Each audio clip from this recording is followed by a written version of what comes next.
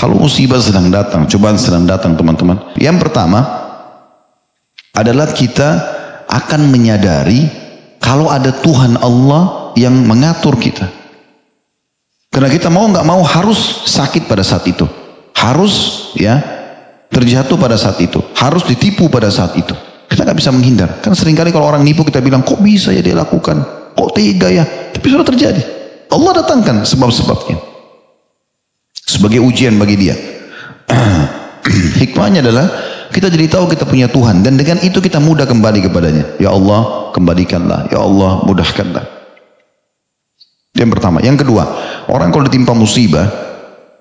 Ini adalah jalan yang paling pintas. Kalau saya bahasakan jalan tol. Untuk berada di atas ketaatan. Orang kalau lagi sakit. Lagi ada ujian. Susah buat maksiat. Orang buat maksiat itu pada saat lagi lapang. Lagi tenang, nggak ada pekerjaan, nggak ada tugas, ya udah ke karaoke, ke diskotik, buat maksiat, sibuk dengan tontonan gitu kan. Tapi kalau dia lagi ada cobaan, lagi demam, lagi merinding, diajak temannya ayo ke diskotik, nggak bisa, udah mau mati nih. Nah, kan berhenti dari dosa kan? Karena orang kalau lagi ada ujian tidak bisa, lagi ada masalah di rumah tangganya, diajak apa-apa sama dia bisa sama, dia tidak bisa konsentrasi. Sebenarnya itu cara terbaik meringkas umur dia di atas ketaatan, dan dia bisa kembali kepada Tuhannya. Yang ketiga, dia akan mendapatkan derajat yang terbaik di dunia dan di akhirat dengan cobaan tersebut.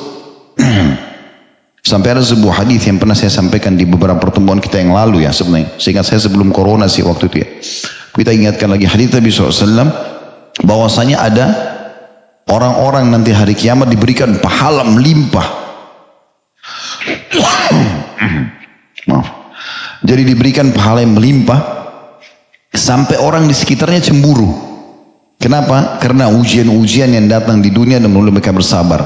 Maka orang yang di sekitarnya semua berharap dikembalikan ke dunia untuk digunting-gunting kulit mereka. Kan sakit itu digunting kulit. Tapi mereka yang melihat nanti pahala yang melimpah bagi orang yang sabar di dunia, pahala yang dikasih hari kiamat, istana, dayang-dayang, macam-macam fasilitas yang dikasih, yang dia tidak bisa dapat karena dia sedang tidak diuji yang sama, dia berharap kembali ke dunia untuk digunting-gunting kulitnya, yang paling menyakitkan sebagai ujian. Baru kemudian dia meninggal untuk dia panen pahalanya. Jadi ada derajat, ada pahala yang tidak bisa dijangkau kecuali dengan ujian. Memang sudah begitu. Ada derajat di surga, butuh 100 tahun sholat malam, butuh 100 tahun puasa, butuh 100 tahun zikir, umur kita cuma 60. Allah datangkan penyakit 10 tahun. Penyakit diabetes, penyakit ini, penyakit itu. Saya pernah duduk dengan seseorang, sudah tua, sepuh di pengajian datang. Lalu dia mengatakan, Ustaz saya ini punya penyakit ini, punya penyakit itu. Saya lagi ke Jakarta nih, dari Semarang, dari mana gitu. Saya mau berobat di Jakarta, dia bilang. Tapi saya lihat dengan mata kepala saya, orang ini sehat. Maksudnya betul ada keluhannya. Tapi di situ di pengajian makan, minum, ketawa-ketawa ngobrol sama orang.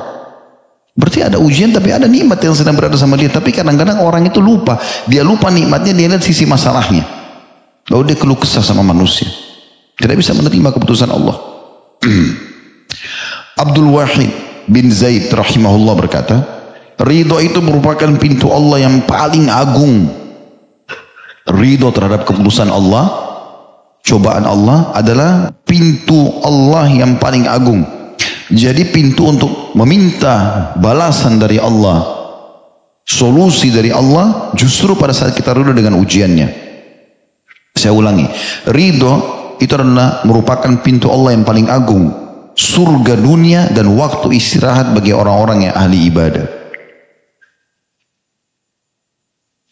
Sebagian ulama juga mengatakan di akhirat Allah Ta'ala tidak akan melihat derajat lebih tinggi daripada derajat yang dimiliki oleh orang-orang ridho. Barang siapa yang telah diberikan sifat ridho, maka sesungguhnya dia telah mencapai derajat yang paling utama. Yang paling utama.